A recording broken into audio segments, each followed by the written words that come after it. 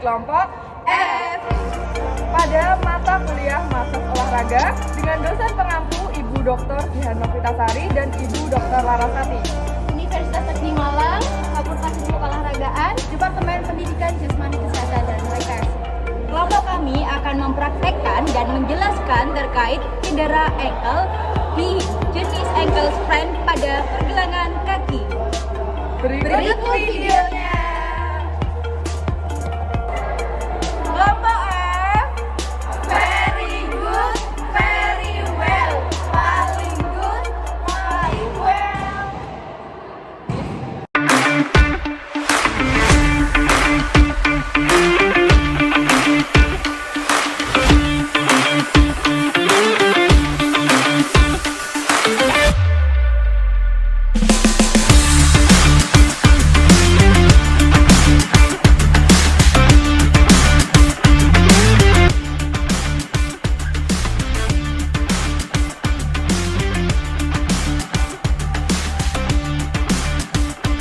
Ya Allah, aku pasrahkan diriku sepenuhnya pada saat ini kepada penguasa langit dan bumi. Kalau aku ikhlas, ya Allah.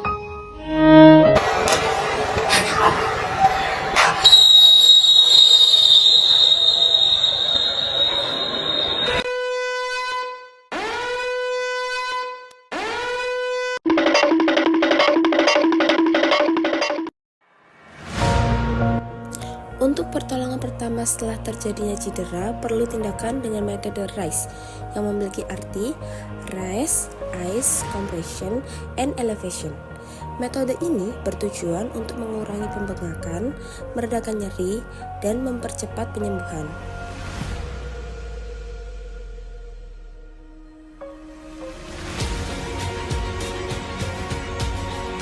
Metode RICE biasanya dilakukan untuk cedera akut, khususnya cedera jaringan lunak, sprain maupun strain. Metode ini sebaiknya dilakukan secepat mungkin sesaat setelah terjadinya cedera sampai dengan kurang lebih 48 jam setelah cedera terjadi.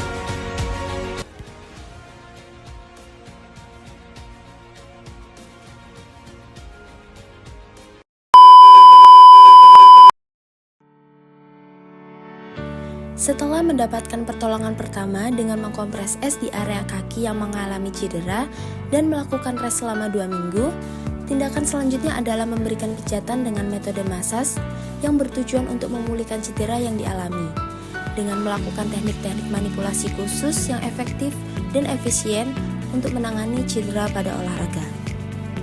Cedera yang dialami oleh pasien adalah ankle sprain yang disebabkan karena adanya hentakan keras terhadap suatu sendi, tetapi dalam arah yang salah atau berlawanan dengan alur otot atau sendi. Cedera yang dialami pasien termasuk dalam tingkatan keselio tingkat sedang, yang berarti talofibular anterior dan calcaneofibular ligamen yang menghubungkan tulang calcaneal dan fibular terjadi robekan yang dapat memperparah kerusakan pada struktur ligamen. Sebagai seorang measure atau measures harus mengetahui kondisi awal sebelum melakukan pemijatan dengan menanyakan kepada pasien bagaimana terjadinya cedera dan pertolongan pertama seperti apa yang dilakukan. Setelah itu, measure meminta pasien untuk menggerakkan bagian kaki yang cedera atau arah gerak agar mengetahui bagaimana tindakan selanjutnya yang akan dilakukan. Sebelum melakukan massage, measure menggosokkan minyak atau lotion ke telapak tangan yang bertujuan untuk menghangatkan sebelum melakukan pemijatan. Langkah pertama yaitu melakukan teknik efurase dengan usap lembut di area sekitar dorsum pedis atau punggung kaki dan musculus tibialis anterior serta otot-otot di sekitar sendi pergelangan kaki. Tujuannya untuk meningkatkan sirkulasi darah dan mempersiapkan jaringan untuk teknik yang lebih dalam. Langkah kedua yaitu melakukan teknik retrisase atau teknik remasan lembut pada otot sekitar gastrocnemius dan soleus di betis. Teknik ini membantu melepaskan ketegangan di otot tersebut.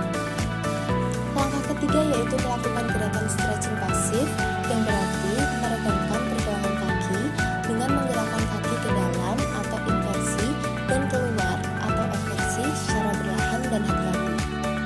Tujuannya untuk meregangkan ligamen-ligamen lateral dan medial di pergelangan kaki serta otot-otot seperti musculus musculus proneus longus, dan musculus tibialis posterior.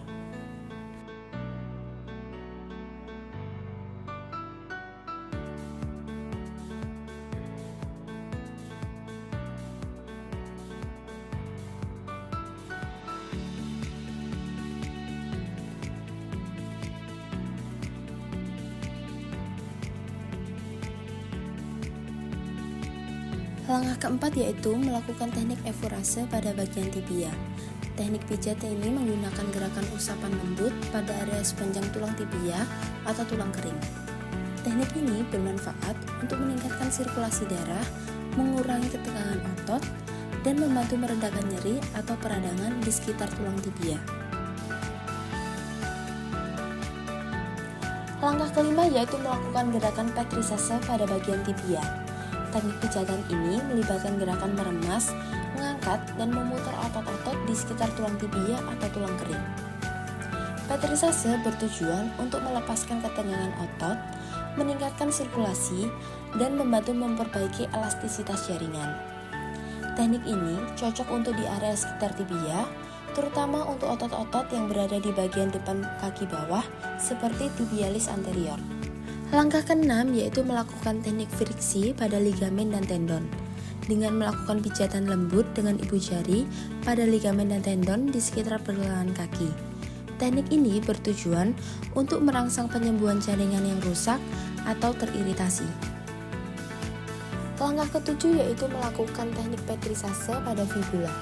Teknik ini melibatkan gerakan meremas dan mengangkat otot-otot yang berada di sekitar tulang fibula atau tulang betis bagian luar.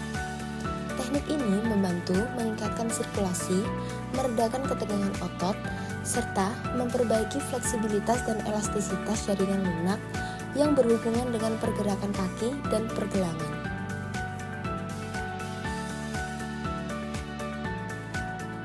Yang terakhir atau penutup yaitu melakukan teknik evorase pada setiap bagian tubuh yang selesai dimasas, bertujuan untuk merelaksasi otot yang memberikan efek ketenangan.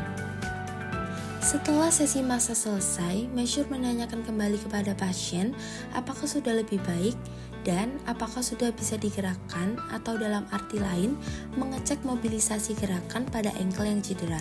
Setelah dirasa sudah bisa untuk digerakkan, maka Measure akan menyuruh pasien untuk berjalan sambil menggerakkan gerakan kaki untuk mengetahui apakah cedera ankle yang dialami sudah membaik atau belum.